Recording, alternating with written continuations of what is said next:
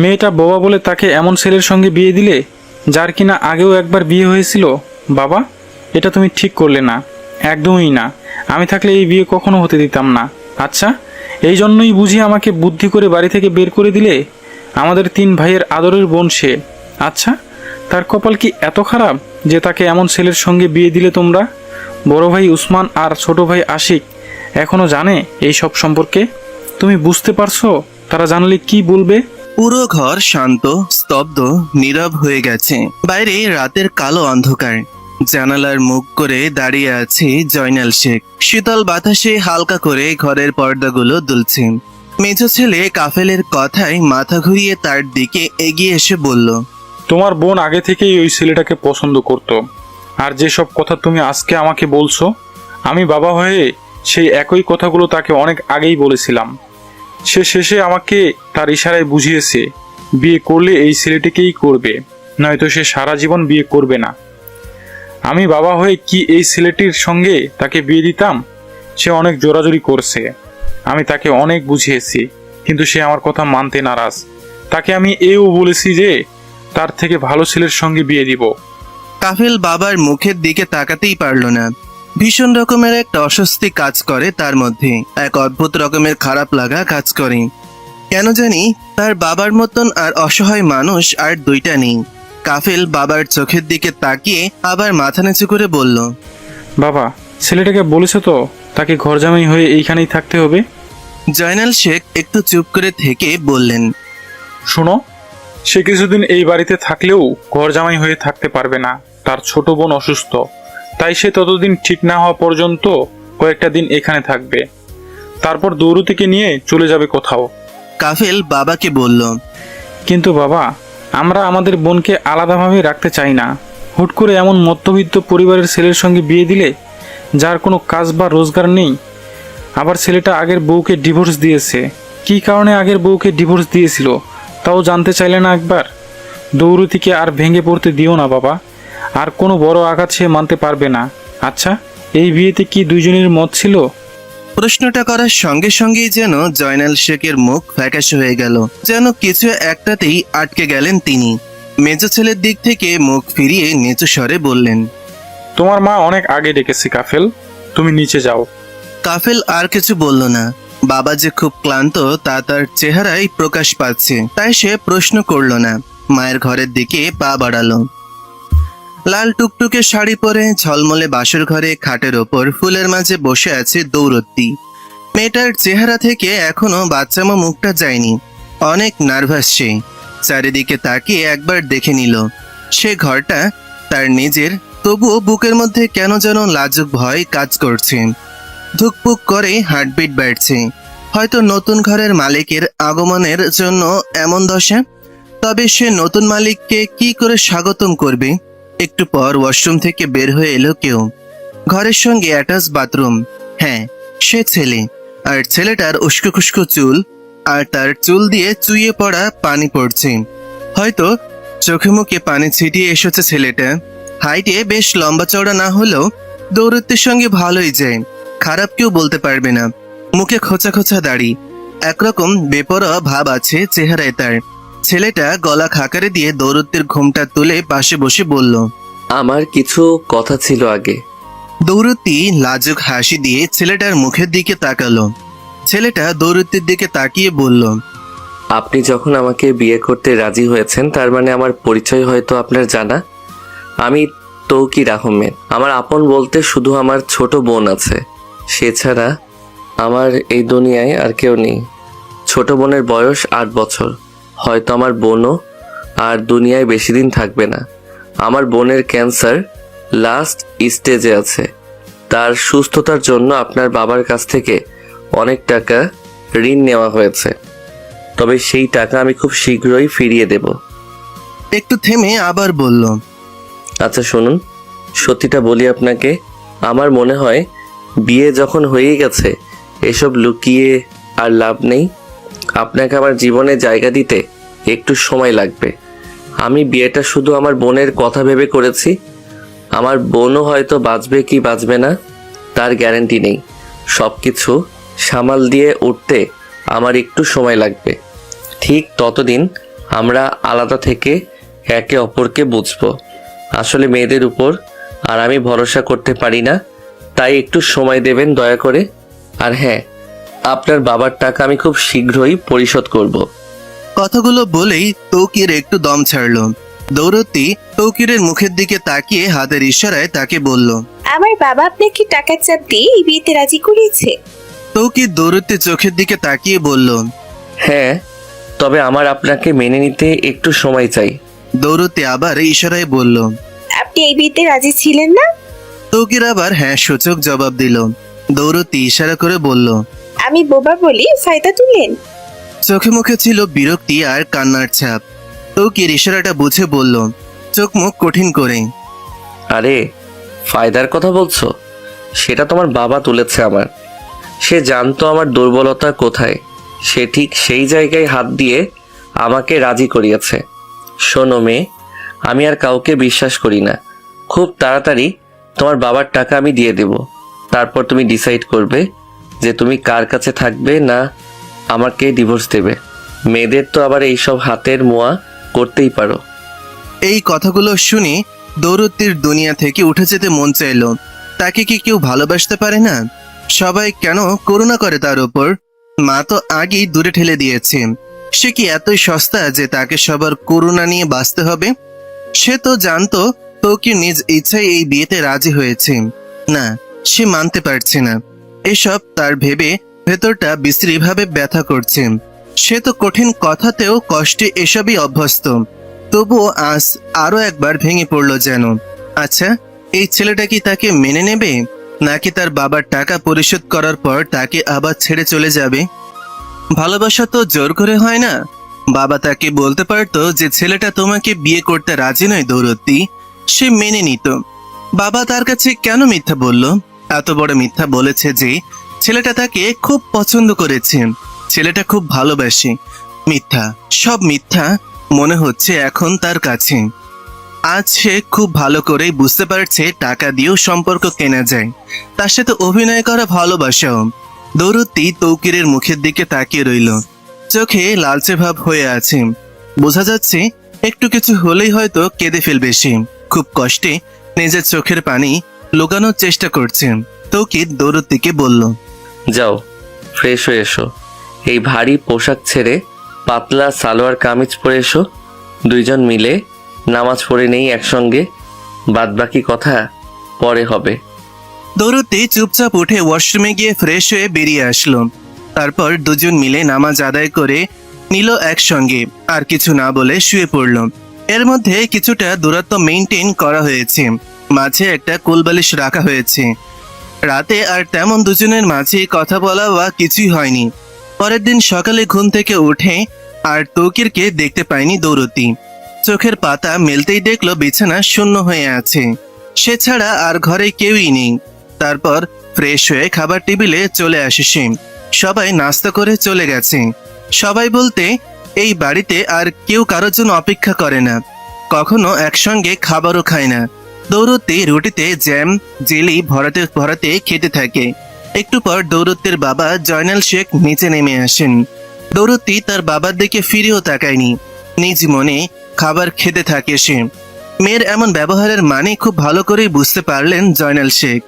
তাই আস্তে করে মেয়ের পাশে বসে তার মাথায় আলতো করে হাত দিলেন তিনি।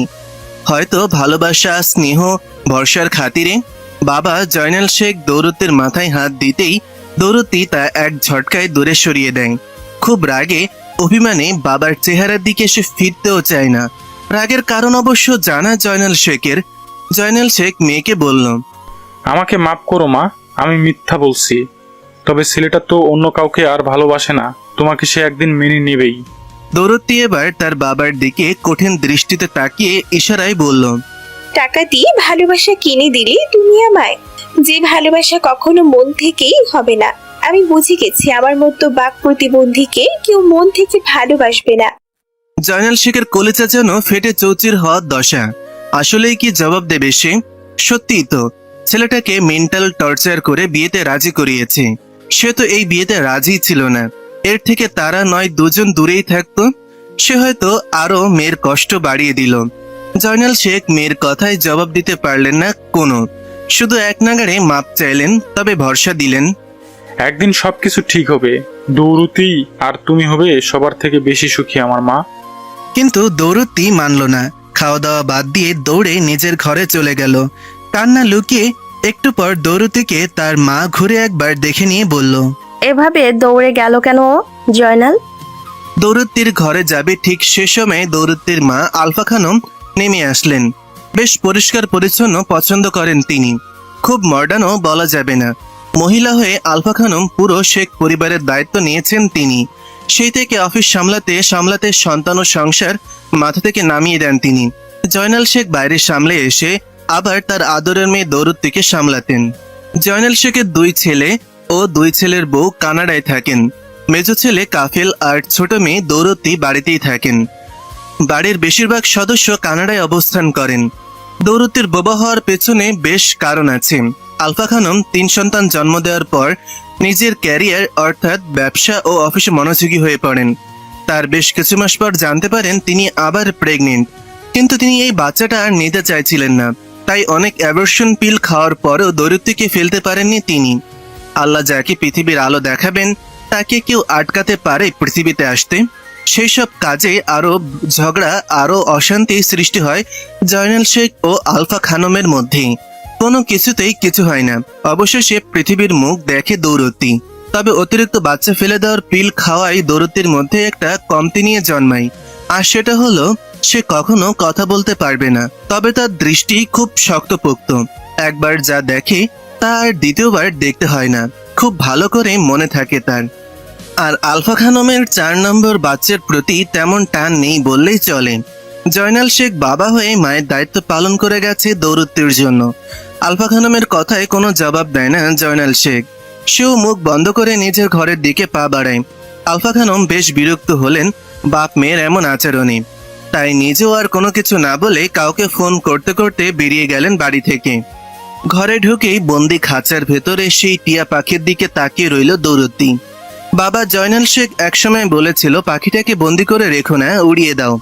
দৌড়িতে তখন ইশারায় বুঝিয়েছিল সেও তো একটা বন্দি পাখি, সে কখন মন খুলে উড়াল দেবে। আর ইশারায় বলেছিল যেদিন তার নিজের মনে হবে যে সে মন খুলে হাসতে পারছে, নিজেকে মুক্ত পাখির মতন মনে হচ্ছে, ঠিক সেই দিনই এই পাখিটাকে নিজ হাতে মুক্ত করে দেবে সে। টিয়া পাখির একটা নামও দিয়েছে দৌড়তি, আর তার নাম হলো ইতি। পাখিটা কথা বলে, মানুষের বলা শব্দগুলো নকল করে বলতে পারে। দৌড়তির আবার কথা বলা পাখি বেশ পছন্দ তার। ইতির কাছে যেতেই ইতি ডেকে উঠল, দৌতি দৌতি, শোনো, চুপি কথা শোনো। দৌড়তি পাখির কাছাকাছি চলে গেল। বোবা মানুষেরাও মনে মনে কথা থাকে, তাদেরও কল্পনা থাকে, আর থাকে মনের শব্দ বুনন। চোখ দুইটা দিয়ে তাকিয়ে রইল মেয়ে পাখিটার দিকে আর মনে মনে বলল, আমি কেন তোর মতো একটু কথা বলতে পারি না ইতি? একটু কথা বলতে পারলে হয়তো সবাই মূল্য দিত আমায়।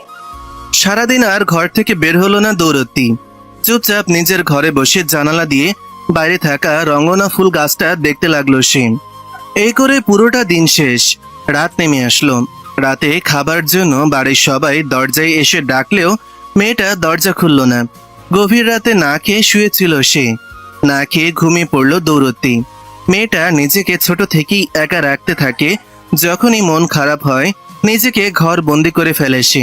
সারাদিন কেটে যাবার পর ঠিক রাত 12টার দিকে গম্ভীর কণ্ঠে কেউ একজন ডাক দিল, এই যে দৌড়তি, দরজাটা খুলুন। দৌড়তি এক রাতের মধ্যে চেনা হয়ে গেছে কণ্ঠটা কার। দরজা খুলতেই টৌকির ঘরে প্রবেশ করলো। হাতে কিছু একটা ছিল প্যাকেটের মতো। তা খাটে রেখে ফ্রেশ হয়ে ওয়াশরুমে চলে গেল সে। ওয়াশরুম থেকে ফিরে দেখলো দৌড়তি প্যাকেট খুলে ফেলেছে তাকে না বলে। প্লেটে ঢেলে প্যাকেটে রাখা সাদা ভাত ও মাছের ঝোল ঢেলে খাচ্ছে সে। এই ব্যাপারটা দেখে তৌকির একটু অবাক হলো। এ কেমন মেয়ে, না বলেই তার খাবারের প্যাকেট খুলে খাচ্ছে। সারাদিন রেস্টুরেন্টে কাজ করে ছোট বোনের জন্য দৌড়াদৌড়ি করে খাওয়ার সময় পায়নি দেখে নিজের জন্য খাবারটুকু নিয়ে এসেছিল সে। ক্ষুধায় পেটের মধ্যে কি যেন গুঁতো মারছে তাকে। না খেয়ে সে একদম থাকতে পারে না। আজ কি করে সারাদিন না খেয়েছিল, ভেবেছিল গোসল করে সেই খাবারটুকু খাবে সে। তার উপর একটু ঘাড় ঘুরিয়ে এদিক ওদিক তাকাতেও দেখলো না, মেয়েটা যে পেছনে কেউ দাঁড়িয়ে আছে কিনা। ভারী অদ্ভুত। একবার তাকে শুধাতে পারতো, খাবারটা কার জন্য আনা হয়েছে। তৌকির এক হাতের আঙুল দিয়ে নাকের ডগা চুলকাতে চুলকাতে দৌরত্বের সামনে দাঁড়িয়ে বলল, এটা আমার খাবার। সারাদিন কিছু খাওয়া হয়নি আমার। আমি খাওয়ার জন্য এনেছিলাম। আপনি কি এখনো খাবার খাননি? দৌরত্তি কথাটা শুনে একটু লজ্জা পেল। পাওয়ারই কত কথা, না বলে কারো জিনিস নিয়ে ফেলেছে, আবার গ্রাসে গ্রাসে খাচ্ছেও সে। প্লেটে আর মাত্র 2 লোকমার মতন ভাত অবশিষ্ট রয়েছে। কি বলা উচিত বুঝে উঠতে পারছে না সে। ইশারায় বলল, খাবার খাইনি, তবে কাল রাতে তুমি আর এখন আপনি করে কেন বলছেন? তৌকির দৌরত্বের থেকে চোখ সরিয়ে বলল, অতিরিক্ত কিছুই আমার পছন্দ না। না পছন্দ অতিরিক্ত কথা বলা মানুষ। দৌরত্তি তখন ইশারায় বুঝিয়ে দিল, কিন্তু সে তো কথা বলতেই পারে না। দুজনের মধ্যে আবার একটু চোখাচোখি হলো। দৌরত্তি আবারও ইশারায় বোঝালো সে কি এই বাকি খাবারটুকু খাবে। বাবার সঙ্গে রাগ করে সে আজ পুরো দিন কিছুই খায়নি। তার খাবারটুকু সে খেয়ে ফেলেছে। সে ভেবেছিল তার জন্য হয়তো খাবার আনা হয়েছে। সে ভুল ছিল, একটু বেশি আশা করে ফেলেছে সে। তৌকির আর কিছুই বলল না। হাত ধুয়ে প্লেটে রাখা বাকি 2 লোকমা ভাত খাবার খেয়ে শুয়ে পড়ল তৌকির, আর নিজের জায়গায় নিজের বিছানার একপাশে গিয়ে ঘুমিয়ে পড়ল। দৌরত্তি তখনও কিন্তু নিজের হাত ধোয়নি। এটো হাতে গিয়ে জানালার পাশে দাঁড়িয়ে রইল সে। একবার তৌকিরকে দেখেও নিল। আগের তৌকির আর এখনকার তৌকিরের মধ্যে যেন আকাশ পাতাল পার্থক্য হয়ে গেছে। সে যেন নিজের আলাদা একটা জগৎ তৈরি করে ফেলেছে। সেই জগতে তাদের মধ্যে মেয়েদের কোনো জায়গা নেই। তবে দৌরত্তি হালকা করে একটা হাসি দেয় তার দিকে তাকিয়ে। সে হয়তো তার জায়গা খুঁজে নেবে ওই জগতে, যা তৌকির মনে মনে কল্পনা করে রেখেছে। একটা সময় তৌকির খুব হাসি খুশি মানুষ ছিল। তৌকিরের সঙ্গে তার প্রথম দেখা ওই রেস্টুরেন্টে, যেখানে সে খাবার সার্ভ করে। এবং একদিন গিয়ে দৌরত্তি দেখে একটা মেয়ের সঙ্গে মৃদু হেসে কথা বলছিল। এটাই ছিল প্রথম দেখা। তৌকিরকে দেখার জন্য দৌরত্তি তারপর থেকে প্রতিদিন ওই রেস্টুরেন্টে একই কফি খেতে যেত। আর দৌরত্তি তা বইয়ের মধ্যে থেকে চোখ রেখে তাকে এক দৃষ্টিতে তাকিয়ে থাকতো। এই বিষয়টা বাবা জয়নাল শেখের চোখে পড়তে শুরু করলো। তারপর থেকে যেন একটু একটু করে দৌরত্তির মনে হাসির খরা জন্ম নিল। অনেকদিন ধরেই রেস্টুরেন্টে যাওয়া আসা চলতো তার, তবে কখনো তাদের মধ্যে তেমন কথা হয়নি। একদিন দৌরত্তি জানতে পারে তৌকির বিবাহিত। তা শোনার সঙ্গে সঙ্গে নিজেকে আরো একবার বন্দি করে ফেলে 4 দেয়ালের মধ্যে। বাইরে যাওয়া আসা কমিয়ে দেয় সে। বেশ কিছুদিন যেতে না যেতেই দৌরত্তি আবার জানতে পারে নতুন খবর, এই যে তৌকির তার বিবাহিত স্ত্রীকে ডিভোর্স দিয়েছে এবং তার একটা ছোট্ট বোন আছে, আর সে ক্যান্সারে আক্রান্ত হয়েছে। লুকিয়ে কিছু টাকা সে পাঠিয়েছিল তৌকিরের কাছে নিজের পরিচয় গোপন করে। তবে তৌকির তা ফিরিয়ে দেয়। কেন দেয় তা তার জানা ছিল না। এরপর বাকি যা কিছু ঘটেছে তা তার কাছে ঘোলাটে। হুট করে একদিন বাবা জয়নাল শেখ দৌরত্তিকে ডেকে পাশে বসিয়ে বলল, তুমি কি ওই রেস্টুরেন্টের ছেলেটাকে ভালোবাসো? দৌরত্তি সেদিন বেশ লজ্জার সঙ্গে হ্যাঁ বলে। আবার বাবা কি ইশারায় বলেছিল, কিন্তু ছেলেটা তো তাকে ভালোবাসে না, তার বিষয়ে সে কিছুই জানে না। জয়নাল শেখ মেয়ের দিকে তাকিয়ে একটু হেসে বলল, ছেলেটা তোমাকে বিয়ে করতে চায় দৌরতি। ছেলেটা তোমাকে পছন্দ করে। বাবার মিথ্যা সে এখন সহ্য করতে পারছে না। সব মনে হতেই ভেতরটা অশান্তি লাগছে তার। হাত ধুয়ে আগে সব ভাবনা থেকে বেরিয়ে তৌকিরের পাশে গিয়ে ঘুমিয়ে পড়ল দৌরত্তি। বাবা মেয়ের মধ্যে বন্ধুত্ব খুব ভালো ছিল, কিন্তু হয়তোবা সব শেষ এখন। দৌরত্তি চোখ বন্ধ হতেই পেছন থেকে চোখ মেলে তাকালো তৌকির। আজকে সারাদিন তাকে রোদের মধ্যে ছোটাছুটি করতে হয়েছে। আগের থেকে ছোট বোনটার অসুস্থতা বেশি হয়ে গেছে। ডাক্তার বলেছে হাতে আর বেশি সময় নেই তার। আজকে ছোট বোন জেসমিনের বলা একটা কথা তার বারবার মনে হচ্ছিল। সে বলেছিল, ভাইয়া নতুন ভাবে আমাকে দেখতে আসলো না, আমি সুস্থ হয়ে তার কাছে গিয়ে তাকে চমকে দেব। সে হয়তো জানেই না এই দুনিয়ার আলো তার জন্য বেশি দিনের জন্য নয়। তোকে ছোট বোনকে কিছুই বলতে পারেনি। বড় ঘরের মেয়েকে আর তাকে দেখতে যাবে, এটা ভাবায় নেহাত বোকামি তার। সে জানে বউরা স্বামীর বোনকে কি নজরে দেখে। ছোট একটা বাচ্চা যদি জানতে পারতো তার জন্য তার আগের ভাবি তার ভাইকে ছেড়ে চলে গেছে, মানতে পারতো কি? তার জন্য প্রচুর টাকা ঋণের বোঝা মাথায় নিয়ে রোদের মধ্যে টই টই করে এদিক সেদিক ঘুরে বেড়ায়। এসব ভেবেই বা কি হবে? সব যে তার বৃথা চেষ্টা হয়ে গেছে। তার বোনটাই তো বাঁচবে না। আল্লাহকে পারতেন না তার হায়াত আর একটু বেশি করে দিতে? চোখের কোণে জমে থাকা নোনতা পানি গড়িয়ে পড়ল নিচে। সে কখনো কোনো কিছু সহজ করে নিতে পারবে না হয়তো। তার সবকিছু যে এলোমেলো হয়ে গেছে। গোছানো জীবনটা তার জন্য নয়। সকালে ঘুম থেকে তাড়াতাড়ি উঠেছে আজকে দৌড়ত্তি। মুখে তার বেশ হাসি জন্মেছে আজ। নিজের হাতে রান্নাঘরে ঢুকে নাস্তা বানিয়েছে সে। সে নাস্তাগুলো খাবার টেবিলে একে একে এনে সাজিয়ে রাখছে সে। আলফা বেগমও নিচে চলে আসে নাস্তা করতে। জয়নাল শেখের সঙ্গে কাফিল সবাই আজকে একসঙ্গে বেরোচ্ছে, যার মানে কাফিল বোনকে আজকে আবার মন খুলে হাসতে দেখছে। কিন্তু বিষয়টা কি নিয়ে? কৌতূহলী হয়ে বোনের কাছে গেল আর কাফিল বলল, কি রান্না হচ্ছে ম্যাডাম? দৌড়তে কিছু না বলে কাফেলের দিকে তাকিয়ে মুচকে একটা হাসি দিল। হাসি দেওয়ার সঙ্গে তার দুই গালে টোল পড়ল। সে ইশারায় বলল, যাই রান্না করি না কেন তা কিন্তু এই বাড়ির কারোর জন্য না। পাশে দাঁড়িয়ে বাড়ির কাজের মেয়ে জামিয়া খালা বলল, আপা কি জানি রান্না করছে, এগুলো আপনারা খাবেন না। স্যার সকালের নাস্তা আমরা যে আমাদের বাড়িতে খাই, ডিম ভাজি, সাদা চালের খিচুড়ি, সবার খাওয়ান। আপনারা খাইলে তো মোটো হয়ে যাবেন, তাই অল্প করে রাঁধছে, আমি শিখাইয়া দিতেছি। কাফিল চোখ মুখ কুচকে জিজ্ঞাসা করলো, আমাদের জন্য নয় তো কার জন্য রান্না করা হয়েছে? দৌড়ত্তি হাতের আঙুল দিয়ে দেখিয়ে দিল তৌকিরকে। সে এই সময় তৌকির ঘর থেকে বেরিয়ে আসছিল। কাফিল বিরক্ত মুখে আর কিছু না বলে খেয়েই বাড়ি থেকে বেরিয়ে গেল। দৌড়ত্তি দৌড়ে গিয়ে তৌকিরের হাত ধরে ইশারায় তাকে তার রান্না করা খাবার খেয়ে যেতে বলল। তৌকির জবাব না দিয়ে নীরবে দৌড়ত্তির হাত নিজের হাত থেকে ছাড়িয়ে নিয়ে ঘর থেকে বেরিয়ে গেল। সে সময় দৌড়ত্তির চোখে পানি ছলছল করে উঠল।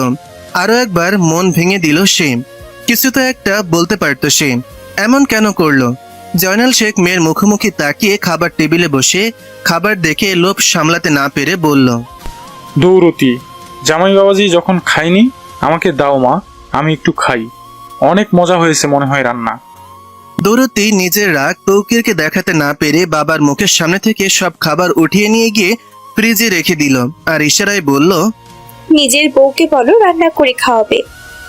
আলফা খানম দৌড়তির এমন আচরণ দেখে বলল, এই মেয়ে কি বাহিরের ছেলের জন্য পাগল হয়ে গেছে নাকি? বুঝলাম না, এটা কেমন আচরণ বাবার সঙ্গে তার? জয়নাল শেখ আলফা খানমের দিকে চোখ গরম করে তাকিয়ে বলল, আমার মেয়ে পাগল না, তোর 14 গোষ্ঠী পাগল। সে স্বামীর সেবা করছে, আর তুই কি করছিস? স্বামীর সঙ্গে সুযোগ পেলেই ঝগড়া করিস।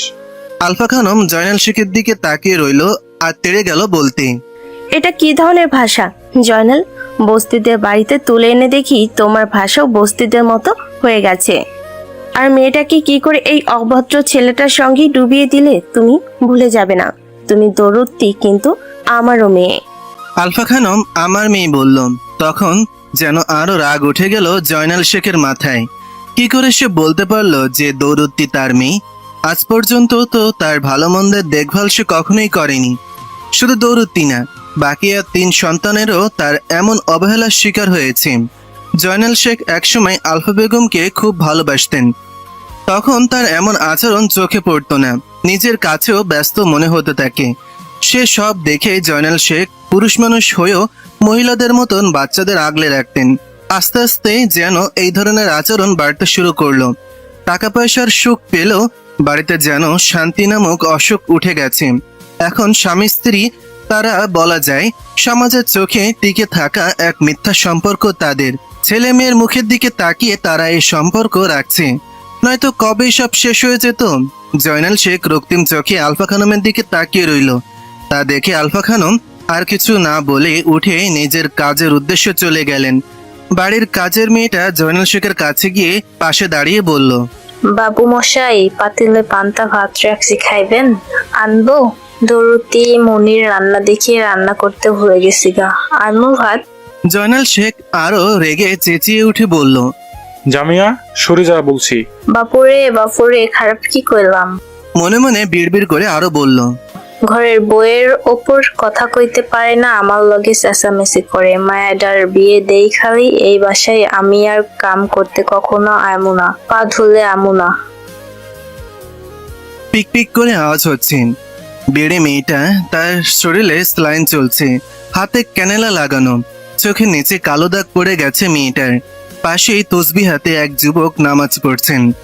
জায়নামাজ ছড়িয়ে রেখে মেয়েটার কপালে দোয়া পড়ে ফু দিয়ে বলল, এই যে ছোট বোন জেসমিন, তুমি খুব তাড়াতাড়ি সুস্থ হয়ে তোমার নতুন ভাবিকে দেখতে যেতে পারবে ইনশাআল্লাহ। আল্লাহ তোমাকে খুব তাড়াতাড়ি ভালো করে দিবেন। কথা বলা শেষ হতেই কেউ দরজা খুলে ভেতরে ঢুকলো।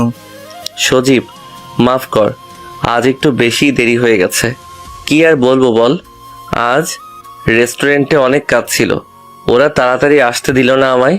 ঠিক তখনই কথার আওয়াজ শুনে পেছনে ফিরে সজীব তৌকিরের দিকে তাকিয়ে বলল, আল্লাহ আল্লাহ, এসব কি বলছিস? আমরা না বন্ধু? আর জেসমিন তো আমারও বোন হয়, তাই না? যদিও আমারও কাজ আছে, তাই বলে এমন বলবি? তা তোরা আগে না আমার কাজ আগে বলতো? তৌকির সজীবের কাছে গেল আর জেসমিনের দিকে একটু তাকালো। জেসমিন তার দিকে তাকিয়ে মৃদু হাসি দিল। সজীবও তখন তার কাছে গিয়ে দোয়া পড়ে তৌকিরের মাথায় ফু দিল। তৌকির তখন বলল, আজ একটু বেশি জেসমিনের চেহারা ফ্যাকাশে লাগছে। ডাক্তার কি এসেছিল? সজীব তৌকিরের দিকে তাকিয়ে বলল, হ্যাঁ, দেখে গেছে। আর তুই জানিসই তো, আর নতুন কিছু ডাক্তারদের মুখে শুনতে পারবি না। আমি বাইরে দাঁড়িয়ে আছি, তুই ওর সাথে কথা বলে আয়, তোর সঙ্গে আমার কিছু কথা ছিল। বলেই সজীব বাইরে চলে গেল। তৌকির জেসমিনের পাশে গিয়ে বসলো। তার দুই হাত ধরে কপালে আরেক হাত দিয়ে বুলিয়ে দিল। জেসমিনের ভাইয়ের দিকে তাকিয়ে মৃদু কণ্ঠে বলল, ভাই, তুমি বলেছিলে আমি ভালো হয়ে ভাবিকে দেখতে পাবো, কিন্তু এখন মনে হচ্ছে আমি যেতে পারবো না। আমি চাই ভাবিকে দেখতে, তাকে আমার কাছে আসতে বলো, আমি দেখা করব। রাতে আমার অনেক শরীর যন্ত্রণা করে ভাই, মাথা ব্যথা করে, কিছু একটা আমাকে ডাকতে আসে বারবার। আমি তাকে ফিরিয়ে দেই। স্বপ্নে দেখি আমি সাদা রঙের একটা জামা পরে প্রচন্ড হাওয়ার মাঝে মিলিয়ে যাচ্ছি। তুমি কাঁদছো, তোমার চোখে পানি। আমি হাত দিয়ে তোমার গাল স্পর্শ করতেই মা বাবা এসে আমাকে নিয়ে যাচ্ছে। আমি তোমাকে ছেড়ে যাব না ভাই, মা বাবার সাথে গেলে তো তুমি একা হয়ে যাবে। তৌকির জেসমিনের কথার কি উত্তর দেবে বুঝে উঠতে পারছে না। কণ্ঠনালীতে কথারা ব্যথা দিচ্ছে, প্রতিটা শব্দ গলায় কাটার মতন বেচছে। তৌকির তখন চোখ নিচু করে বলল, কাল তোমার ভাবি আসবে তোমাকে দেখতে। আর হ্যাঁ, কখনো এমন কথা বলবে না, এতটুকু মেয়ের মুখে এমন কথা মানায় না। কিছু হবে না তোমার। বলেই আর বেশিক্ষণ দাঁড়িয়ে থাকতে পারল না, সে বেরিয়ে গেল। বাইরে সজীব দাঁড়িয়েছিল। দুজনের চোখাচোখি হতেই তারা একসাথে হাঁটতে শুরু করলো। সজীব সময় নিয়ে বলল, কিরে, মন খারাপ করে আছিস কেন? আজকে কি আবার ভাবিকে দেখতে চেয়েছিল জেসমিন? হুম। তাহলে নিয়ে আসছিস না কেন একবার দেখা করাতে?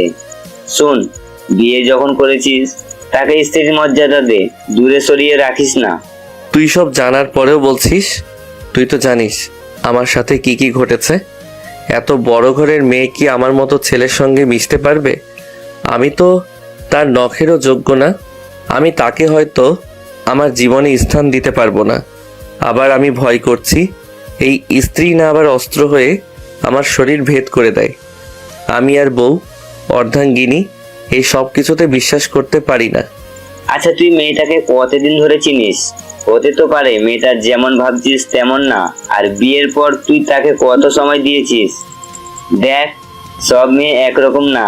যদি সব মেয়ে খারাপ হতো তাহলে আমরা কখনো ভালো মা বোন পেতাম না, ভালো স্ত্রীও না। তুই ভাব, তোর ভাবি কেমন, মানে আমার স্ত্রী, সে তো কখনো এমন করেনি। কখনো করো নফসে সমস্যা থাকে। সবাই খারাপ না, আবার সবাই ভালো না। তুই কখনো কারো কাছে সমান হতে পারবি না। তাই বলছি, মেয়েটাকে একটু সময় দিয়ে দেখ। তৌকির আর কিছু না বলে দুজন মিলে বাইরে চলে গেল। কাফেল হাসি মুখে দৌরত্বের ঘরে ঢুকে দেখলো দৌরত্তি ইতিকে খাঁচার মধ্যে খাবার দিচ্ছে। খাবার দিয়ে পেছন ফিরতে এসে কাফেলের দিকে তাকিয়ে ইশারায় বলল, সে এখানে কেন এসেছে? কাফেল হেসে বলল, চল আজ দুইজন মিলে মুভি দেখি। দৌরত্তি ইশারায় বলল। রাত অনেক হয়েছে, এই সময় না। কাফেল আবার হেসে দিয়ে বলল, এই সময়ই তো বেশি মজা। মনে আছে ছোটবেলার কথা, 4 ভাই বোন মিলে ভূতের মুভি দেখতাম। তুই কত ভয় পেতি, চোখ বন্ধ করে আবার আঙ্গুলের ফাঁক দিয়ে সব দেখতিস। শেষ পর্যন্ত কি হয় তার অপেক্ষায়। দৌরত্তি মৃদু হেসে ইশারায় বলল, হঠাৎ এইসব জাগলো কেন? কারো প্রেমে পড়লি নাকি? আগে তো বোনের কথা এত মনে পড়তো না। দৌরত্তি কাফেলের এমন আচরণের মানে বুঝতো। সে খুব খুশি হলে টুপ করে দৌরতের কাছে এসে এই আবদারটুকু করত সে। আজও ব্যতিক্রম নয়। কাফেল দৌরত্তির দিকে তাকিয়ে মুচকি হেসে বলল, ধরে নে তেমন কিছু। এখন নিচে চল। বলেই দৌরত্বের হাত টেনে নিয়ে চলে গেল। পুরো ড্রয়িং রুম অন্ধকার রেখে দুই ভাই বোন মিলে মুভি দেখা শুরু করেছে। দুইজনের চোখ টিভির পর্দায়। এই তো শুরুর দিকে মুভিটা মাত্র। কাফিল সোফার উপর বসে আছে আর দৌরত্বে নিচে। কাজের মেয়ে জামিয়া এসে এক বাটি পপকর্ন দিয়ে চলে গেছে, আর তার সাথে ফলের জুস।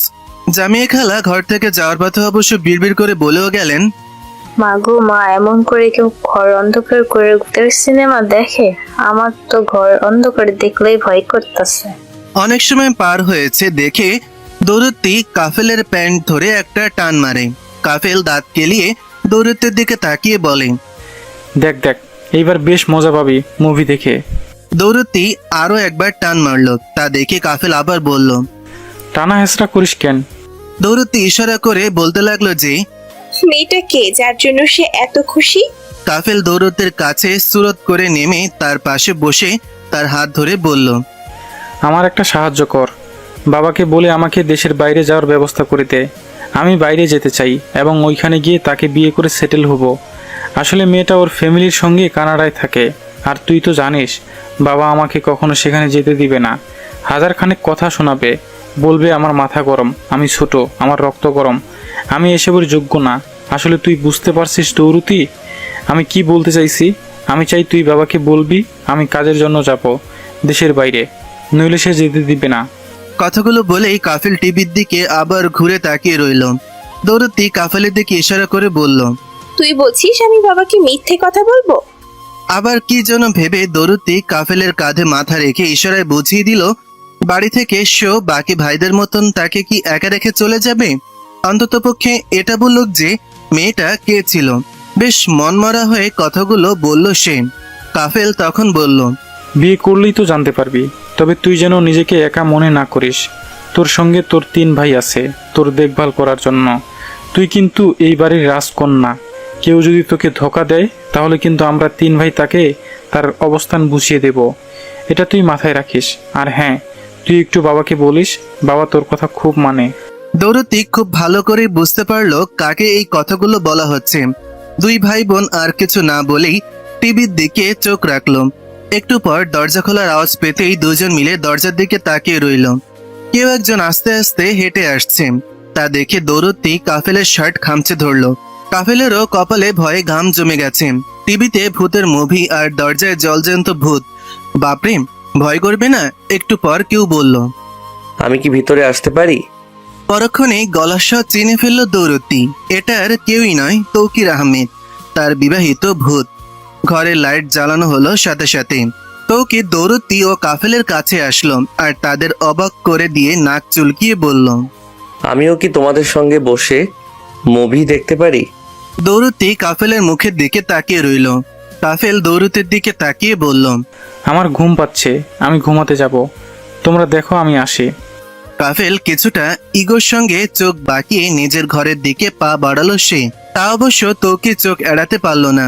দৌরত্তির হাত কাঁপছে, ভেতরে একটা আনন্দ ও খুশি সব কাজ করছে। দৌরত্তি ইশারা করে কাপা হাতে বলল, আপনি দূর থেকে এসেছেন, পোশাক পরিবর্তন করে আসুন। তৌকির তার কথা বুঝতে পেরে সেখানেই নিজের পরনের শার্ট খুলে রেখে দিল সোফায়। আর দৌরত্তিকে বউয়ের মতন করেই হুকুম দিয়ে বলল শার্টটা যেন ঘরে রেখে দেয়। দৌরত্তি লক্ষ্মী বউয়ের মতন মাথা নেড়ে সম্মতি দিল। তৌকিরের পরনে শুধু সাদা একটা গেঞ্জি আর প্যান্ট ছিল। দৌরত্তি তৌকিরকে সোফায় বসতে ইশারা করলো। তারপর নিজে রান্নাঘরে গিয়ে 1 কাপ চা বানিয়ে নিয়ে আসলো। জামিয়া খালা চা বানানোর সময় তার দিকে তাকিয়ে মুখে তাকিয়েছিল।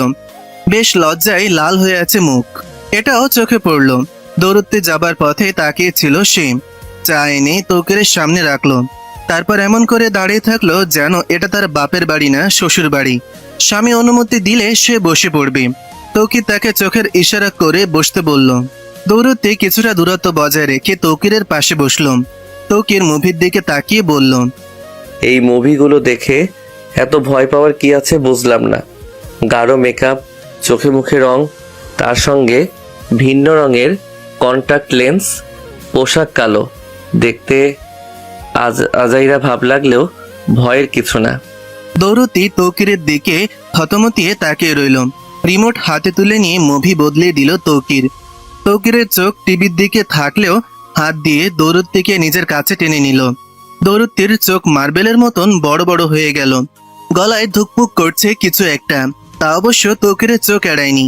তৌকির সামনে টেবিলে রাখা জগ থেকে পানি ঢেলে দিল, দৌরত্তিকে বাড়ি দিয়ে বলল, খেয়ে নিয়ে রুমে এসো, তোমার সঙ্গে কিছু কথা আছে আমার। একের পর এক অবাক করে দেওয়ার ব্যাপার স্যাপার ঘটছে তার সঙ্গে।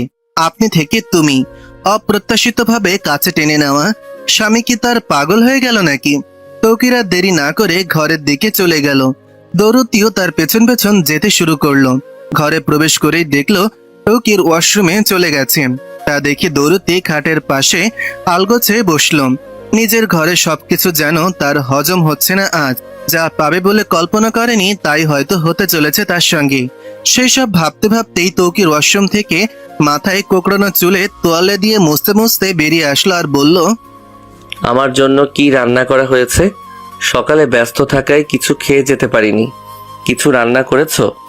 দৌরতি তো কিছুই আর রান্না করেনি। তা মনে হতেই রান্নাঘর থেকে ছুটে বেরোতে যাবে, ঠিক তখনই তৌকির তার হাত টেনে ধরে এনে খাটের পাশে বসিয়ে দিয়ে বলল, আচ্ছা, এত ব্যস্ত হওয়ার দরকার নেই। আমার কিছু কথা ছিল তোমাকে বলার। দৌরতি কৌতূহলী হয়ে তৌকিরের দিকে তাকিয়ে রইল। তৌকির আর অনুমতি নেওয়ার প্রয়োজন মনে করলো না। সে বলতে শুরু করলো, আমার বোন জেসমিন তোমাকে দেখতে চাই। যদিও আমি মনে করি তোমার মতো বড় ঘরের মেয়ে ওই সস্তা হাসপাতালে নাও যেতে পারো, তবে আমার খুব করে অনুরোধ থাকবে, একবার যেন কাল আমার সঙ্গে যাও আমার বোনকে দেখতে। দৌরতি ইশারা করে বলল, সে এমন করে কেন বলছে? তার বোন মানে তো দৌরতির বোন, সে অবশ্যই দেখতে যাবে। তৌকির আর কিছুই বলল না। আবার আগের মতন মাথা নিচু করে নিজের জায়গায় শুয়ে পড়ল। দৌরতি তাকে একবার ইশারা করে বলল, আপনি খাবার খাবেন না? তৌকির দৌরতির মতো করেই হাতের ইশারা করে পাশে শুতে বলল। দৌরতি গিয়ে তার পাশে শুয়ে পড়ল। এর মধ্যে কোলবালিশ রাখা ছিল। তৌকির কোলবালিশ সরিয়ে রেখে দৌরতিকে আরো একবার কাছে টেনে নিল আর মনে মনে তৌকির বলল, সবকিছুর একটা সমাপ্তি দরকার আছে। এখন নয় অভিনয়, কাল নয় সত্যি, এছাড়া উপায় নেই। আমি দেখছি না। আলফা খানম অনেক রাতে বাড়ি ফিরেছেন। এটা নতুন নয়। নিজের ঘরে চেয়ারে বসে জয়নাল শেখ চা খাচ্ছেন আর বই পড়ছেন। আলফা খানম ওয়াশরুম থেকে বেরিয়ে আয়নার সামনে বসে নিজেকে পরিপাটি করে নিচ্ছেন। তা অবশ্য জয়নাল শেখ বেশ খেয়াল করেছেন। বয়স বাড়লেও নিজেকে বয়স্কদের থেকে বেশ সাজিয়ে গুছিয়ে রাখেন তিনি। নিজের আলাদা একটা ফ্যাশন আছে বলা যায়। হাতে পায়ে লোশন মেখে মাথায় চিরুনি করতে করতে বলল, বাহ জয়নাল, তুমি দেখি টাকা দিয়ে মেয়ের জামাই কিনে এনেছো। আজকাল ভালোই টাকা দিয়ে মেয়েকে সুখ কিনে দেওয়া হচ্ছে। বাবা হয়ে এমন কি করে পারলে তুমি? আমার মেয়েটাকে দেখভাল করিনি বলে দিনে কত কথাই না শুনিয়েছো, আর আজ মেয়ের মন নিয়ে খেলা করছো। দূরত্বে কিন্তু আর ছোট বাচ্চা নেই যে তুমি তাকে ভুলিয়ে ভালিয়ে রাখবে। জয়নাল শেখ চোখ মুখ কুঁচকে বলল, এইসব বিষয়ে তুমি জানলে কি করে? কে বলেছে তোমাকে? বাজে কথা বলবে না, বুঝলে?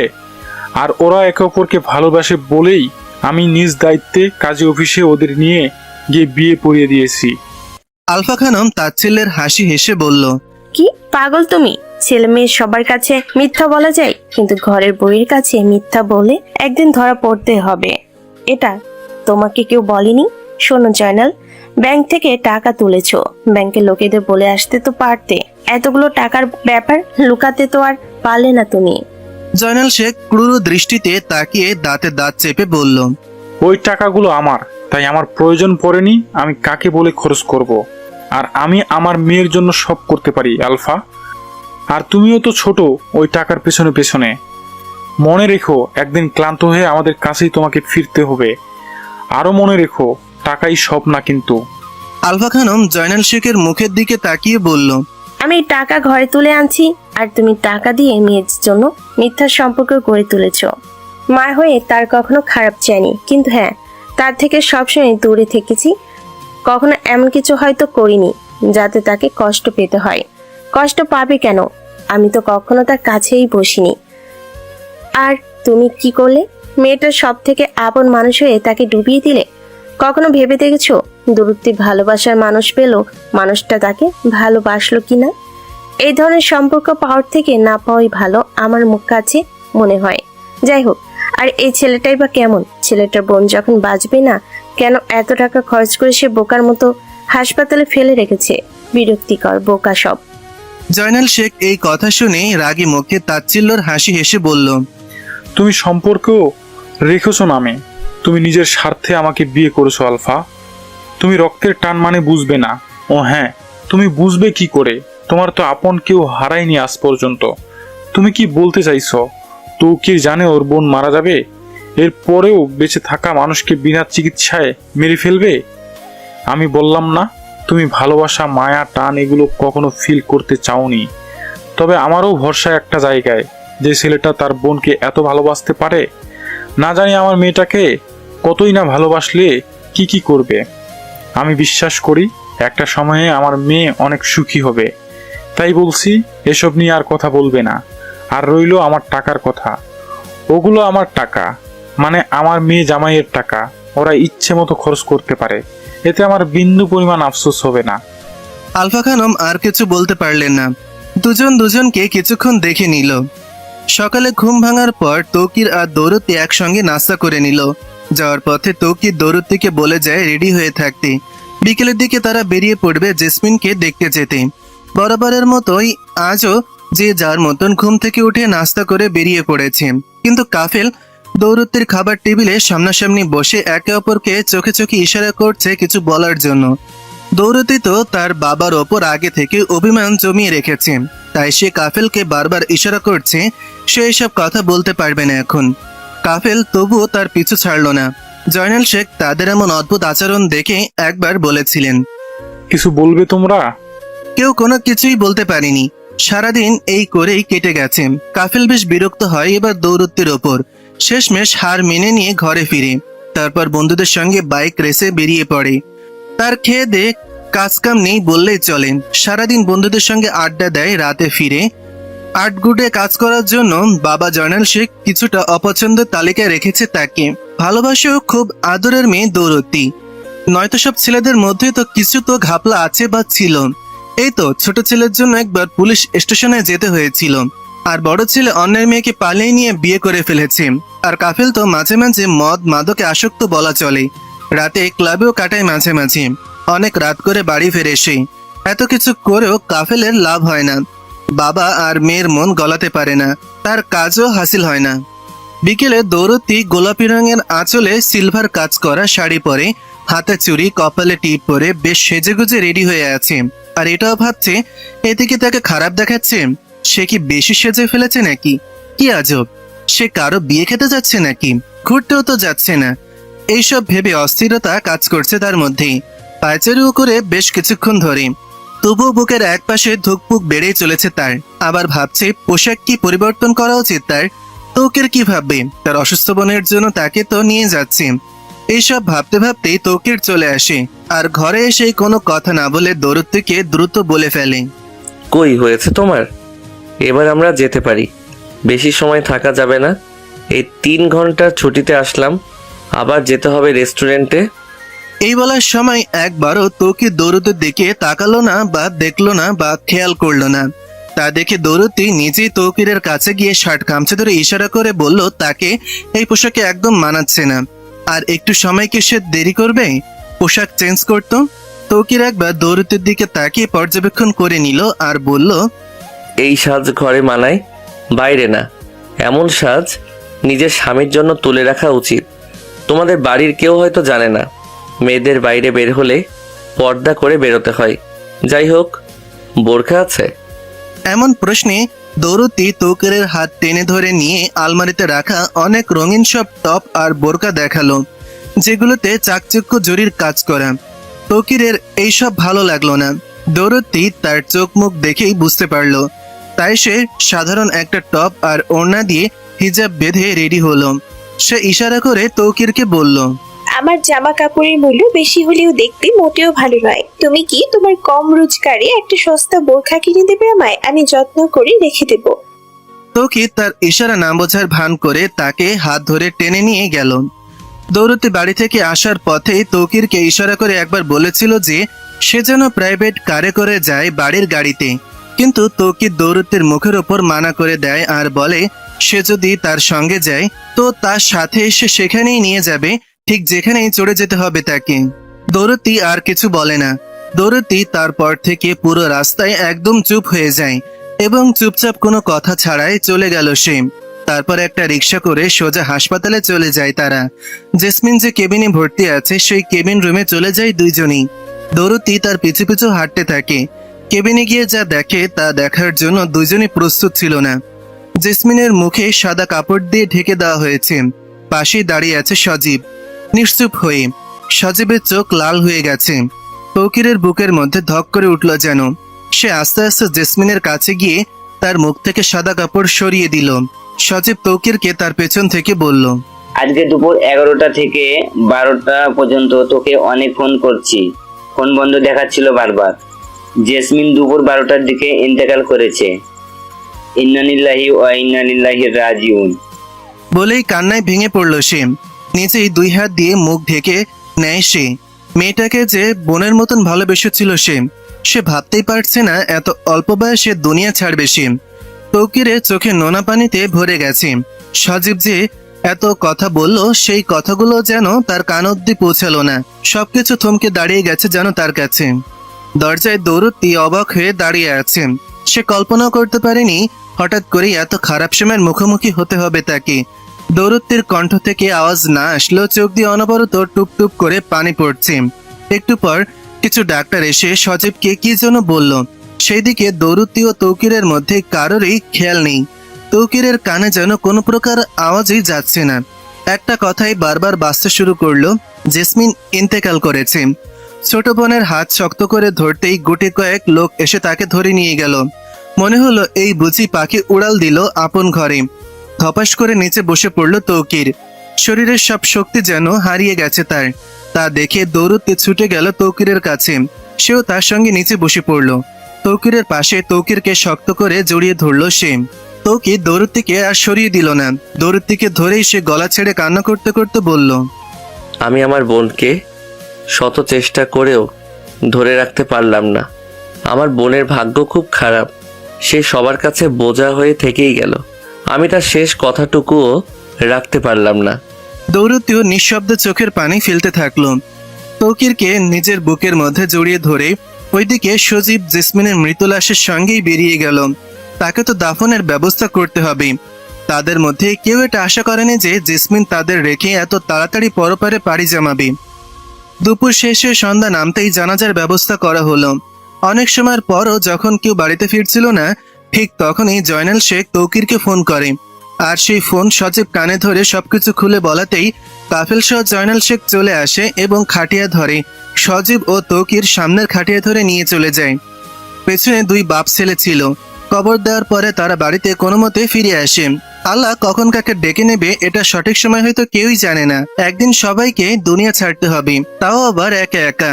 বাড়িতে ফিরেই তৌকির দৌড়তিকে বলে দেয়, একদিনের জন্য যেন সে তাকে একা ছেড়ে দেয়। তারপর তৌকির ঘরে ঢুকেই নিজের সবকিছু জামা কাপড় গুছিয়ে বেরিয়ে পড়ে।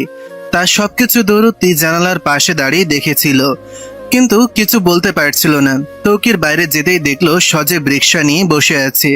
রিক্সায় দুজন চেপে কোথাও চলে যায়। জানালার মুখ থেকে ফিরতেই আলফা খানমকে দাঁড়িয়ে থাকতে দেখলো সে। দৌড়তি ভুরু কুচকে মায়ের দিকে তাকিয়ে রইল। কেন সে এখানে হঠাৎ করে? কখনো তো তিনি ভাবতেনই না যে উপরের ঘরে তার একটা বোবা মেয়ে বসবাস করে। আলফা খানম মেয়ের দিকে তাকিয়ে মৃদু হেসে বলল, এমন করে মায়ের দিকে তাকিয়ে আছো যেন মা তোমার ছোট। ব্যাপার কি বলো তো? দৌড়তি কিছু ইশারায় বলল না। খাঁচার পাখির কাছে গিয়ে ইতিকে কিছু দানা দিল খেতে। তা দেখে আলফা খানম নিজে থেকেই বলা শুরু করলো, তোমার গরিব স্বামী তো ঘর ছেড়ে চলে গেল। আমার ভয় করছে এই ভেবে যে তোমাকে বস্তুর মতো ব্যবহার করে ফেলে না রেখে চলে যায়। মা হয়তো তাই একটু বেশি চিন্তা করি তোমার জন্য। দৌড়তি এবার খুব বিরক্ত অনুভব করলো তার মায়ের কথা শুনে। আজ পর্যন্ত যে মা কখনো এসে তার মাথায় হাত বুলোয়নি তুমি ঠিক আছো, আর আজ নাকি তার জন্য খুব চিন্তা করছে। খুব হাস্যকর লাগলো কথাটা তার কাছে। মায়ের কাছে গিয়ে ইশারায় বলল, সে যদি আমাকে ছেড়ে চলে যায় এই দৌড়তি কখনো তার হাত ছাড়বে না। খুব শক্ত করে ধরবে তার হাত, আর কখনো কেউ তাদের আলাদা করবে না। কেবল তো শুরু হয়েছে, এটা তো এত তাড়াতাড়ি শেষ হবার নয়। 5-10টা নাতি নাতনি নিয়ে তাদের অবাক করে দেবে তারা। আলফা খানম মেয়ের দিকে তাকিয়ে কিছু একটা ভেবে বাঁকা হাসি হেসে চলে গেল। যাওয়ার পথে অবশ্য বলে গেল, এই রাস্তার ছেলেগুলো আবার রাস্তায় ফিরে যাবে, তাদের কাছে টাকাই সব। ওরা টাকার পেছনে ছুটে চলা মেশিন, তোমার মায়ের মতো। দেখবে তোমাকেও একদিন ফেলে রেখে পালিয়ে গেছে। এটা তোমার মায়ের গ্যারান্টি দাও কথা। আর হ্যাঁ, সবসময় যে বাবার কথা শুনেই চলতে হবে এমন কিন্তু না, মাঝে মধ্যে মায়ের কথাও শোনা উচিত। মা কিন্তু তোমার খারাপ চায় না দুরুত্তি। দৌড়তি মায়ের যাওয়ার পথে তাকিয়ে রইল। সে যেন মন থেকে বিশ্বাস করে তৌকির তার বিবাহিত স্বামী। এই কয়েকদিনে তার প্রতি বিন্দু পরিমাণ হলেও মায়া জন্মেছে। সে আরো বিশ্বাস করে একদিন দৌড়তি তৌকিরকে সবটুকু ভালোবাসা দিয়ে নিজের করে নেবে। একটু পর কাফেল ঘরে চলে আসে আর দৌড়তিকে বলে, তৌকির, কি যেন ওই ছেলেটা তোর স্বামী? যাই হোক, ওর বন্ধুর বাড়িতে আছে, 2-3 দিনের মধ্যে চলে আসবে। আর হ্যাঁ, ছেলেটা তোকে ঠিকমতো খাওয়া দাওয়া করতে বলেছে।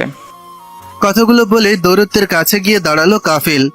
দেখলো বোনের চোখ লাল হয়ে আছে, চোখ ভর্তি জল জমে গেছে।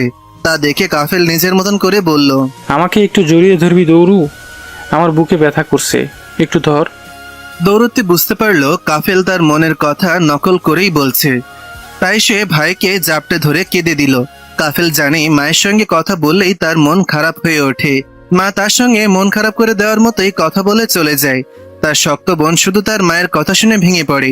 একটু পর কাফেলের বুক থেকে মাথা তুলে দৌড়তি ইশারা করে বলল, একটু আগে যে কথাগুলো বললি ওগুলো কি আসলে সত্যি? আসলেই কি তৌকির এমনটা বলেছে? কাফেল শুধু হ্যাঁ বলল। এই 2-3 দিন ধরে কাফেল জয়নাল শেখকে অনেকবার বুঝিয়েছে, রাজি করানোর চেষ্টা করেছে তাকে যেন যেতে দেওয়া হয় কানাডায়।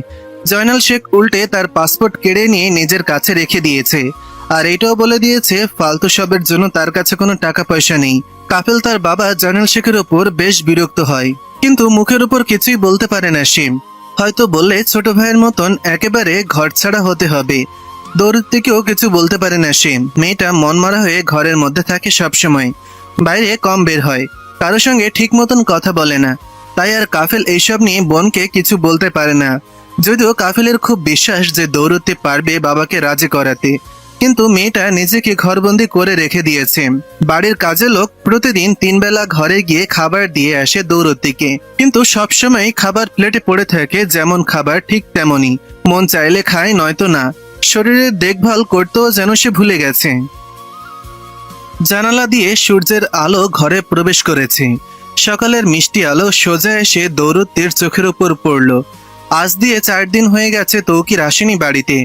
প্রতিদিন প্রতি ঘন্টা প্রতি মিনিটের মতন দরজা তার জন্য খুলে রেখে দিয়ে তাকিয়ে থাকে কখন সে আসবে। এখন তো আশাও ছেড়ে দিয়েছে। মনে মনে অনেক কথা বনে ফেলেছে সে। এই যেমন সে ভাবে ও মনে মনে বলে, তৌকির সাহেব, হয়তো আপনি জানেন না এই ঘরের 4টা দেয়াল আমার ছোটকালের সঙ্গী। আপনি চলে গেলে ভয় পাবো না। ভয় পাওয়ার শব্দটা আমার জন্য মৃত। তবে নিজেকে খুব কঠিন করে একা করে ফেলবো, আবার ফিরে যাব বন্দি স্তরে। আপনাকে হারানোর ভয় আমি পাই না, তবে নিজেকে খুব একা আর দুর্বল মনে হয়। আমি সবার কাছে মনে হয় তামাশার পাত্রী হয়ে যাচ্ছি। এইসব ভাবতে ভাবতেই চোখের কোণে জল জমতে শুরু করলো তার। নিজের মনে মনে এমন হাজারো কথা বলতে থাকে সে। আজও জানালার পাশে চেয়ারে বসে বাইরের বকুল ফুলের গাছটার দিকে তাকিয়ে রইল, আর তার চিন্তায় মগ্ন হয়ে পড়ল সে। কিন্তু হঠাৎ করে বাইরে থেকে প্রচুর চেঁচামেচির আওয়াজ আসতেই দৌড়তি সেই দিকে ছুটল। ওপরের ঘর থেকে নিচে নেমে আসতেই দেখলো আলফা খানম ও তৌকির একে অপরের সঙ্গে রাগারাগি করছে। ভীষণ রকমের ঝামেলা সৃষ্টি হয়েছে। পাশেই দাঁড়িয়ে আছে বাবা জয়নাল শেখ। সবে সকাল 7টা বাজে তখন। আলফা খানম বেশ লজ্জাজনক কথা বলছে তৌকিরকে, এই যেমন, এটা কি বাপদাদার হোটেল রুম পেয়েছো? যখন ইচ্ছা আসবে আবার 2-3 দিনের জন্য হারিয়ে থাকবে। এইসব যত চোরেদের তো কোনো গ্যারান্টি নেই, কখন কি আবার চুরি করে নিয়ে যায় বাড়ি থেকে ভাগবে। প্রথমে তো বোনের নাম দিয়ে প্রচুর পরিমাণ অর্থ খরচ করিয়েছ, এখন বার নাটকীয় কথা শোনাচ্ছ রোজগার করে সব টাকা পরিশোধ করবে। তোমাদের মতো ছেলেদের খুব ভালো করে জানা আছে আমার। বাপ দাদার আমলেও তো মনে হয় এত টাকা দেখনি চোখ দিয়ে, আবার লাভ দিয়ে করলে কি বাড়ি মেয়েকে বিয়ে করে ফেলে। কত চালাক এই ছেলেটা। মনে মনে যে তোমাদের মতো ছেলেরা কত ফোন দিয়াটে তা আমি খুব ভালো করে জানি। কথাগুলো শুনে তৌকিরের মাথা নিচু হয়ে গেল। সে বাড়িতে পা রাখার সঙ্গে সঙ্গে এই মহিলা তাকে একের পর এক অপমান করে চলেছে। কিন্তু তার কাছে এই কথাগুলো শোনা ছাড়া আর কোনো উপায় নেই। সত্যিই তো, সে কি বেইমানি করে ফেললো না? নিজের বোনকে বাঁচানোর চেষ্টা করতে গিয়ে আরো একটা মেয়ের জীবন নষ্ট করে দিল সে। আর সে কখনো ভেবেই দেখলো না আদৌ মেয়েটাকে কি তার অন্তরে স্থান দিতে পেরেছে কিনা। এগুলো ভাবতেই তার মুখের শব্দগুলো হারাতে শুরু করলো। শান্ত কণ্ঠে মাথা নিচু করে বলল, আমাকে মাফ করবেন, কিন্তু আমার এসবের কিছু লোভ নেই। আমি এই বাড়ি থেকে বেরিয়ে যাচ্ছি। আর রইল টাকা, হয়তো সব টাকা একবারে দেওয়া আমার দ্বারা সম্ভব নয়, তবে আস্তে আস্তে দিয়ে দিব। আমাকে একটু সময় দিবেন। দৌড়তি মায়ের সামনে দাঁড়াতেই আলফা খানম চুপ হয়ে গেলেন। দৌড়তি তৌকিরের মাথা উঁচু করে তুলে তার মায়ের দিকে তাকিয়ে ইশারায় বলল, এই বাড়িটা আমারও, এখানে আমার সমান অধিকার আছে, তবুও আমি আমার স্বামীর সঙ্গে এই বাড়ি ছাড়তে চাই। রাস্তায় বাস করা মানুষের সঙ্গে থাকা যায়, কিন্তু কোনো অহংকারী মানুষের মধ্যে এবং তাদের সঙ্গে নয়। ওইদিকে জয়নাল শেখ বারবার তাদের ঝগড়ার মধ্যে সতর্ক করার পরও যখন আলফা খানম একের পর এক অপমান করছে তৌকিরকে, ঠিক তখনই কান বরাবর একটা থাপ্পড় মারলেন তিনি। থাপ্পড় গালে পড়ার সঙ্গে সঙ্গেই সবকিছু যেন কিছুক্ষণের জন্য চুপ হয়ে রইল। জয়নাল শেখ খুব বিরক্ত হয়ে পড়েছেন। তার চেহারা দেখলেই খুব ভালো করে বোঝা যায় তিনি ক্লান্ত হয়ে গেছেন আর নিজেকে সামলাতে পারলেন না। ছাড়াছাড়ি ফিরে আসা, আলাদা হওয়া, ভিড়ে মিশে অনেক কিছু সহ্য করলেও আজ কিছুই সহ্য করতে পারলেন না তিনি। তৌকিরের মুখের দিকে তাকিয়ে বললেন, দেখো ছেলে, নিজে এবং বউকে সুখে রাখতে চাইলে তোমাকে এই বাড়ি ছাড়তে হবে। বাড়িতে অর্থের সুখ থাকলেও মনের সুখ কখনো খুঁজে পাবে না তুমি। তাই বলছি চলে যাও। আর হ্যাঁ, অবশ্যই নিজের বউকে সঙ্গে করে নিয়ে যাবে। সে কিন্তু এই বাড়ির মেয়ে আর নয়। যেই দিন তাকে কবুল বলেছ সেই দিন থেকে ও তোমার হয়ে গেছে। তাই আমি বাবা হিসেবে তার কাছে পর। আমার সঙ্গে তার আর কোনো সম্পর্ক নেই। যদি কোনো সম্পর্ক থেকে থাকে তা হলো দৌরতি শেখ থেকে দৌরতি মেহেদ হয়ে গেছে। তৌকির আহমেদের বিবাহিত স্ত্রী দৌরতি মেহেদ। বাকি কথা বলার মতো পরিস্থিতিতে আমি নেই বাবা। খুব ভালো হবে এখনই যদি কিছু চিন্তা করো তুমি। তৌকির বেশ কিছুক্ষণ দম নিয়ে দৌরতির দিকে তাকালো। দৌরতি তার পাশে গিয়ে শক্ত করে হাত ধরে নিল। তা দেখে আলফা খানম বুঝে গেলেন তার মেয়ে এই ছেলেটার সঙ্গে বাড়ি ছাড়তে চাইছে। নিজের রাগ সামলাতে না পেরে জোর করে তৌকিরের হাতের মুঠো থেকে দৌরতির হাত ছাড়িয়ে নিয়ে যাওয়ার পথে জয়নাল শেখ আবারও পথ আটকে দাঁড় করালেন আর বললেন, মাথা খারাপ হয়ে গেছে আলফা। দৌরতিকে ছেড়ে দাও। সে ওই ছেলেটার সঙ্গেই যাবে বাড়ি থেকে। তুমি তো চাইতে না যে ছেলেটা থাকুক। ঠিক তখনই আলফা খানমের চোখে মুখে কিছু একটা হারানোর ভয় জেগে বসলো যেন। তৌকিরের কাছে গিয়ে ইনিয়ে বিনিয়ে বলল, দেখো, ছেলে যত ইচ্ছে এই বাড়ির টাকা পয়সা শেষ করো, আর কখনো কোনোদিন কিছু বলবো না আমি, কিন্তু আমার মেয়েকে আমার কাছ থেকে দূরে সরানোর কথা মাথায় এনো না, ঠিক আছে? কথা শেষ করতেই একটা পাগলাটে হাসি দিয়ে বসলো। তারপর দৌরত্বের কাছে গিয়ে তার চোখ মুখে হাত দিয়ে অদ্ভুত কণ্ঠে বলল, আমি এবার থেকে আর তোমাকে ঘরে বন্দি করে রাখবো না মা, কিন্তু তুমি আমাকে ছেড়ে যাওয়ার কথা ভেবো না। তৌকির আর দৌরতি একে অপরের মুখোমুখি তাকিয়ে রইল কিছুক্ষণ। আর কি বলল আলফা খানম, আর তা তাদের কান পর্যন্ত গেল না। তৌকির আলফা খানমের চোখের সামনে দৌরত্বের হাত শক্ত করে ধরে নিয়ে চলে গেল দরজার দিকে। পেছন থেকে আলফা খানম ছুটতে যাবে তাদের ধরতে, কিন্তু জয়নাল শেখের হাতের মুঠোয় তার হাত বেঁধে পড়েছে। আচ্ছা আব্বু, তারপর তুমি আর মা নানু বাড়িতে যাওনি? ছোট 7 বছরের ছেলে তৌহিদের মুখে এইসব কথা শুনে অতীত থেকে বর্তমানে চোখ ভাসমান হলো তৌকিরের। তৌকির তার মাথায় হাত বুলিয়ে দিয়ে বলল, আর যাওয়া হয়নি, তবে একদিন তোমার মেজ মামা কাফেলের সঙ্গে রাস্তায় আমার দেখা হয়েছিল। আর হ্যাঁ, আমার ভালো করেই ঠিক মনে আছে, যানবাহন চলিত রাস্তার একপাশে আমি বসে লোহা পেটাচ্ছিলাম। তোমার আম্মুকে যখন তার বাবার বাড়ি থেকে এনেছিলাম তখনই আমার রেস্টুরেন্টের কাজটা চলে যায়। তোমার সজীব চাচ্চু তার বাড়িতে ভাড়াটিয়া হিসেবে আমাদের থাকতে দিয়েছিল। তারপর কামারের কাজটাকেই বেছে নিতে হয়েছিল আমায়। কয়েকশো মানুষের ভিড়ে লোহা পিটিয়ে লোহাকে যন্ত্রে রূপান্তরিত করাই আমার কাজ হয়ে দাঁড়িয়েছিল। সেই সময় তোমার মামা সেদিন আমাকে দেখতে পেয়ে কাছে ছুটে এসেই বলেছিল, আমার বোন কেমন আছে? কথাটা শুনে আমি মাথা তুলে তার দিকে তাকিয়ে রইলাম। আগের মতো তার চোখে মুখে কোনো ইগো বা তাচ্ছিল্যের কিছুই আমার চোখে পড়েনি। আমার তখন কপাল ও চুল থেকে চুয়ে চুয়ে ঘাম পড়ছিল। আমি পেছনে পাইকর গাছের নিচে থেকে ছোট একটা টুল টেনে তোমার মামাকে বসতে দিয়েছিলাম। সে কোনো কিছু না বলেই নির্দ্বিধায় সেখানে বসে পড়েছিল। তার হাতে ছিল চকচকে জরির কাজ করা একটা বিয়ে বা রিসেপশনের কার্ড। সেটা হাতে না পাওয়া অবধি বোঝার উপায় ছিল না এটা কিসের।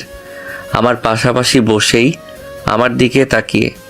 সেই সময় দোকানে কাজ করতো তোমার বয়সের এক বাচ্চা, নাম তার বাবলু। আমি বাবলুকে চিৎকার করে ডেকে দিয়ে বললাম, 2 কাপ চা নিয়ে আয়। ছেলেটার পরনে খয়েরি গেঞ্জি ও শর্ট প্যান্ট ছিল। ভাবনার বিষয় হলো প্যান্টের তলা প্রায় সময় দেখতাম ছেঁড়া থাকতো। ভালো একটা প্যান্ট পরতে বললে বলতো, কি যেন কন ভাই, কামের সময় নাকি নতুন কাপড় পরে ঘুরবো ধুর। বলেই পাগলাটে হাসি মুখে তার থাকতো। সেই দিনও ব্যতিক্রম ছিল না। বাবলুকে চা নিয়ে আসতে বলেই আমি তোমার মামার দিকে তাকিয়ে বললাম, আচ্ছা, রাস্তার খোলা চা কি চলবে? কি যে বলেন, আমি কখন বললাম যে 5 স্টার হোটেলের চা লাগবে? তারপর আবারও বলল, কই, আমার বোনের কথা তো কিছু জানালেন না। আমি সেই দিন সেই সময় তার দিকে তাকিয়ে বললাম, সকালে ঘুম থেকে উঠে আসার সময় ভালো দেখে রেখে এসেছি। এখন তো আর আমি বাড়িতে নেই, তাই বলতে পারছি না। তবে হ্যাঁ, আর একটু অপেক্ষা করলে তোমার বোন আমার জন্য ভাত সাজিয়ে নিয়ে আসবে, যদিও প্রতিদিন আসে না। বাবলু গিয়ে বাড়ি থেকে আনে, দুপুরে খাবার নিয়ে আসে প্রতিদিন। কিন্তু আজকে বাবলু তার নানিকে নিয়ে সরকারি হাসপাতালে যাবে। সেই সময় কথা শেষ করে তোমার মামার দিকে তাকিয়ে রইলাম। কিছু বলতে চেয়েও যেন বলতে পারছিল না সে। একটু সময় নিয়ে আমার সামনে নিজের হাতে ধরে থাকা সেই কার্ড বাড়িয়ে দিয়ে বলল, আর 1 সপ্তাহ পর আমার বিয়ে মাইজার সঙ্গে। আপনার কথা অনুযায়ী সেই দিন তার সামনে ভিডিও কলে আমি সব কিছু বলেছি। এই যে, সে যদি আমাকে সত্যিই ভালোবাসে থাকে, তাহলে সে আমাকে বিয়ে করে যেন আমার সঙ্গেই আমার বাড়িতেই থাকে। আমি ছেলে হয়ে কখনোই বাবা আর মাকে ছেড়ে যেতে পারবো না, বাকি সব ভাইদের মতো করে। সত্যি ভালোবাসলে সে যেন চলে আসে আমার কাছে। আমরা বিয়ে করে একটা সংসার গড়ব। সে মেনে নিয়েছে, সে সব কিছু মেনে নিয়ে এই বিয়েতে রাজি হয়েছে। ভাই, আমার খুব ইচ্ছা আপনি আর বোন আমাদের বাড়িতে আর একবারের জন্য ফিরে চলুন। খুব সম্মান ও প্রতিহত দিয়ে কথাগুলো বলেছিল সেই দিন কাফেল। তবে আমার কাছে কোনো উত্তর ছিল না। আমি তখন বললাম, এই কার্ড আমাকে না দিয়ে যেন দৌড়তিকে দেওয়া হয়, সে যা বলবে তাই হবে। তারপর দুজনের মধ্যে কিছুক্ষণ নীরবতা পালন হয়। কেউ কারোর সঙ্গে কোনো একটা কারণে কথা বলতে পারছে না যেন। কাফেল বসে থাকে তখনও। এর কারণ বোনের সঙ্গে দেখা করে বাড়ি ফিরবে সে। তৌকির একটু পর আবার লোহা পেটাতে শুরু করলো। খানিক সময় পরই তৌকির তার দিকে তাকিয়ে আগের চিন্তায় ডুব মারল। এই তো সেই দিনের কথা, যখন তৌকির আর দৌরতি একে অপরের হাত ধরে বাড়ি থেকে বেরোতেই দরজায় তার সামনে পড়ে যায় তারা দুজন। তার বোনকে কোথায় নিয়ে যাওয়া হচ্ছে? কাফেল এই প্রশ্ন করায় তৌকির বলেছিল, যেটা আমার আগে করার দরকার ছিল আজকে করছি। সেটা আমার স্ত্রীকে সঙ্গে নিয়ে নিজেদের আলাদা একটা সংসার গড়তে যাচ্ছি।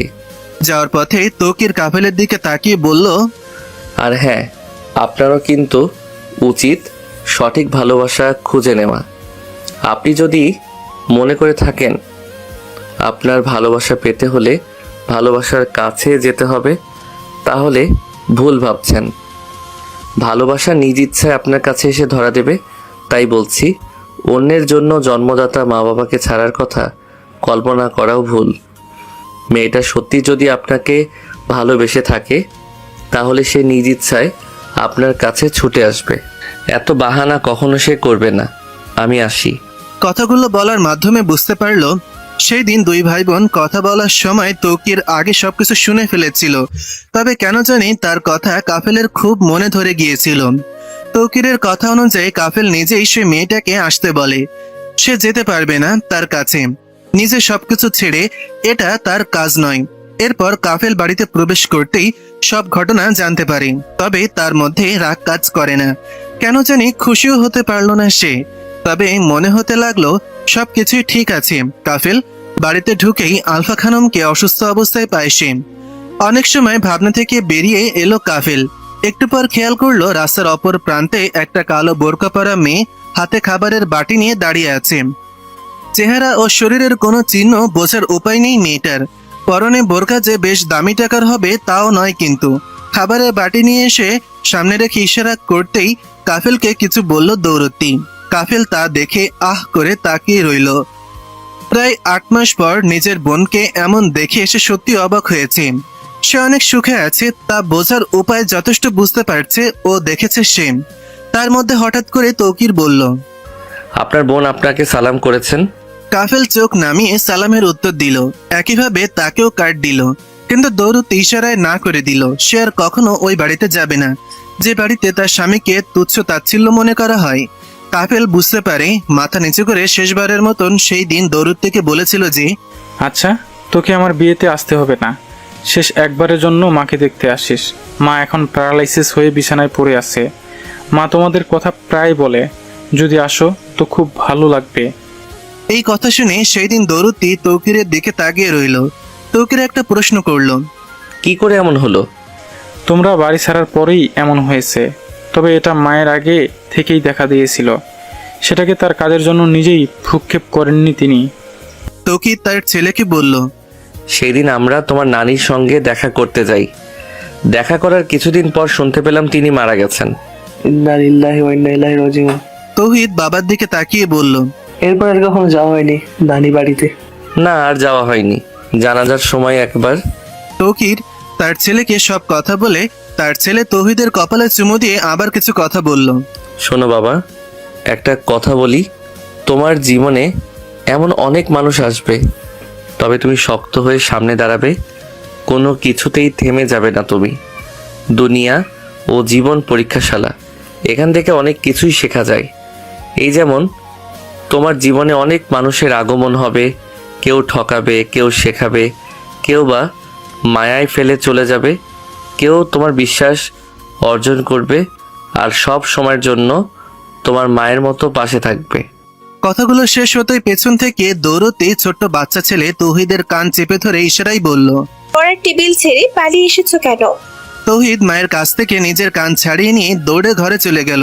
তারপর দৌরতী তৌকিরের কাছে বসে ইশারায় বলল, আজকে কি খাবে? দৌরতীর হাত শক্ত করে ধরে কাছে টেনে নিয়ে তৌকির বলল, যা তুমি খাওয়াবে আজকে। আর শোনো, কিছু কথা বলি, আমার এই জীবনে আবার শুরু হলে তুমি কিন্তু শেষও তুমি বাকুমবতী। তোমার কি মনে হয় না ইতিকে ছেড়ে দেওয়া উচিত? দৌরতী তার দিকে তাকিয়ে রইল কিছুক্ষণ, তারপর বাইরের বারান্দায় দৌড়ে গিয়ে পাখির খাঁচা নিয়ে চলে আসলো তার কাছে। এরপর আগে সবকিছু মনে করে জানালার পাশে গিয়ে ছেড়ে দিল ইতিকে। উড়াল দিল পাখি খোলা আকাশে আপন তরে। তৌকির তার কাছে গিয়ে দৌরতীর কপালে একটা চুমু দিয়ে বলল, তুমি কথা বলতে পারো না দৌড়তি, কিন্তু তুমি তো চোখে হাজার খানিক শব্দ বুনন করো। তুমি মনে মনে ব্যাকুলতা সৃষ্টি করো।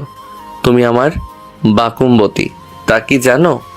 শোনো দৌড়তি, দ্বিতীয়বার যদি নতুনভাবে জীবন শুরু করে নিতে পারতাম, সেই জীবনেও তুমি হতে আমার প্রথম স্ত্রী। আমার ভেঙে পড়া ভরসাহীন জীবনে তুমি ছিলে শিশির কণা। আমার সব নেগেটিভ চিন্তাকে তুমি শেষ করে আমার অন্তরে জায়গা করে ফেলেছ। আমি হয়তো মৃত্যুর আগ পর্যন্ত আর তোমার হাতটা ছাড়তে পারবো না। তুমি ছিলে আমার প্রতিটি কাজে। কখনো এটা বলনি যে এই কাজের জন্য তোমাকে লজ্জায় পড়তে হতে পারে। আজ আমি অনেক বড় বুটিক্সের দোকানের মালিক, শুধু তোমার আর আমাদের সন্তানের জন্য। তুমি আমার বেরঙিন ঘরকে যখন প্রথমবার এসেই পাকা গিন্নির মতো গুছিয়ে দিয়েছিলে, আর আমি কাজ হারিয়ে ক্ষুধার্ত পেটে ঘরে ঢুকেছিলাম, তখনই মনে হয়েছিল এই দুনিয়ায় মধুর সম্পর্ক ছিল পবিত্র স্বামী স্ত্রীর সম্পর্ক। নিজ হাতে যখন তুমি পানি এগিয়ে দাও, তখন নিজের কষ্টকে কিছুই মনে হয় না আমার। আমি বুঝেছি, ভুল যখন আসে তারা আসে মানুষ চেনাতে, আর কিছু মানুষ আসে সঠিক হয়ে ভুল থেকে ফুলকে চেনাতে। সমাপ্ত।